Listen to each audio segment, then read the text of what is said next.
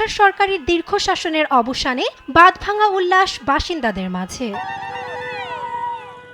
রোববার বিদ্রোহীদের সিরিয়ার অন্যতম গুরুত্বপূর্ণ শহর হোমস দখলের পর রাস্তায় বেরিয়ে পড়ে সাধারণ জনগণ। বিদ্রোহীরা ফাঁকা গুলি ছুড়ে জানান দেয় এবার শহরটির নিয়ন্ত্রণ তাদের দখলে। বিজয় উদযাপনে যোগ দেয় সাধারণ জনগণও। আমাদের আনন্দ আজ বাঁধভাঙা। সৃষ্টিকর্তার কৃপা, আমাদের কিছু হারাতে হয়নি এবং কেউ কারো ক্ষতি করেনি। কারাবন্দীরা যারা এতদিন পর মুক্তি পেয়েছেন তাদের পেয়ে আমরা অনেক খুশি।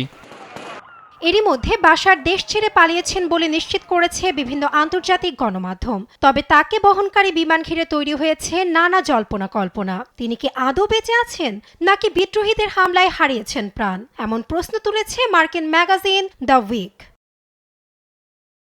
ফ্লাইট ট্রেডার ওয়েবসাইটের তথ্য বলছে, বিদ্রোহীরা যখন রাজধানী দখলে নেয় তার কাছাকাছি সময়ে রাশিয়ান Tu-760 মডেলের একটি বিমানে করে দামেস্কো ছাড়ে আসাদ, যেটিকে উপকূলীয় এলাকার দিকে যেতে দেখা যায়। এরপর ফ্লাইটটি ইউটার্ন নিয়ে বিপরীত দিকে অগ্রসর হয়, আর তখনই হঠাৎ ম্যাপ থেকে অদৃশ্য হয়ে যায় বিমানটি।